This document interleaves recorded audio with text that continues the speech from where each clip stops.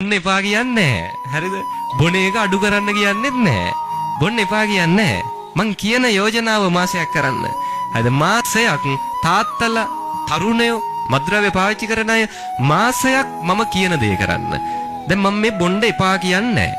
බොන එක ටිකක්වත් අඩු කරන්න කියන්නේ නැහැ. මම කියන්නේ හිතන්න දවසකට බොන්න වියදම් වෙනවා කියලා රුපියල් 1000ක් අනිවාර්යෙන් කැටයක් ගන්න. 1000ක් එදාට කැටයට දාන්න. තේරෙනවද කියන එක? හරිද? දැන් හිතන්න අද බොන්න වියදම් වෙනවා 1000ක්. එහෙනම් කැටයට කීයක් දානවද? 1000ක් දානවා. පොඩි දුම් වැටියකට යන සල්ලිත් ඒ වගේම දාන්න. හෙට බොන්න වියදම් වෙනවා 800ක්. හෙට කැටයට කීයක් දානවද? 800ක් දාන්න. අද යනකොට අරන් යන්න හොඳද? අනිද්දට බොන්න වියදම් වෙන්නේ හිතන්නකො පොඩි දුම් වැටියකට විතර රුපියල් 100යි වියදම් වෙන්නේ. එහෙනම් අනිද්ද කැටයට දානවා කීයක්ද? 100ක්. තේරෙනවද කියන එක? දවසකට බොන්න වියදම් වෙන මුදලම කැටයකට දාන්න. බොන එක නවත්තන නෙමෙයි කැටයකට දාන්න. අද දිනේ කවද්ද? මැයි 4නේ. හරි. අද කැටේ අරගෙන යන්න ඔය කැටේ කඩන්නේ ආයි කවදටද? ලබන මාසේ 4 වෙනිදාට. ඒතකන් ඔක අතපත ගන්න ආයි පැත්තක් බලන්න එපා. ලබන මාසේ 4 වෙනි කැටේ කඩන්න. එකක් ඔබට තේරෙවි කොච්චර අනවශ්‍ය විදිහට වියදම් වෙලාද නේ. ඔබම හිතලා සමහර විට බොන එක අඩු කරાવી. ඔබම හිතලා සමහරට බොන එක නවත්තාවි. එහෙම නැතත් බලන්න නේ ඉතුරුවක් තියෙනවා. කැටේ කඩලා ඒකේ බොන්න එපා හොඳ. එහෙම තාත්තලා අපිට ඉන්නේ.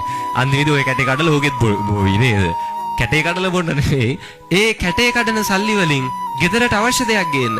ගෙදර තින්ත ටිකක් ගා ගන්න. සල්ලි නැති තාත්තලට මේ ක්‍රමේ පාවිච්චි කරන්න. තරුණයෝ මේක කරන්න. හරිද?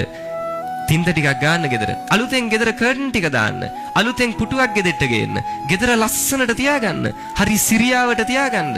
එහෙම වුණාම ඇත්තටම ඔය පෞල් ප්‍රශ්න අඩු වෙනවා. ඇත්තටම ඔය ගෙවල් වල තියෙන ආරවුල් අඩු වෙනවා. ඇයි ඒ? ගොඩක් ප්‍රශ්න ඇති වෙන්නේ විශේෂයෙන් තාත්තලට මේක හරි වටිනවා. ගෙදර ලස්සනට තියෙන එකේ වාසිය හැමෝටම වැඩිම වාසිය තාත්තට. ඇයි ඒ? තාත්තා රස්සාවට ගිහිල්ලා මහන්සිලා හිත අවුල් වෙලා කේන්ති ගිහිල්ලා නේ ගොඩක් ප්‍රශ්නත් එක්ක ගෙදරට එන්නේ හැන්දෑවට.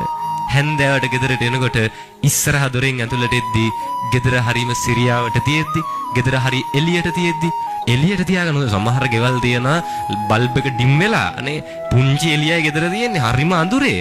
හැබැයි ඒකේ බල්බ් එක දාගන්න උවමනාවක් නැහැ. එළියට තියාගන්න නේ. හරි සාලේ ලස්සනට තියෙනකොට අර මහන්සියලා එන තාත්තා ගෙදරට ඇවිල්ලා පුටු සැටියේ වාඩි වෙලා බෑග් එක පැත්තකින් තියලා ඒ තමන් ලස්සන කරගත්ත ගෙදර හුස්ම ටික අරගෙන පිට කරද්දී කායිකව මානසිකව තියෙන අපහසුතා අඩු වෙන්නේ නැද්ද? අඩු වෙනවා නේ.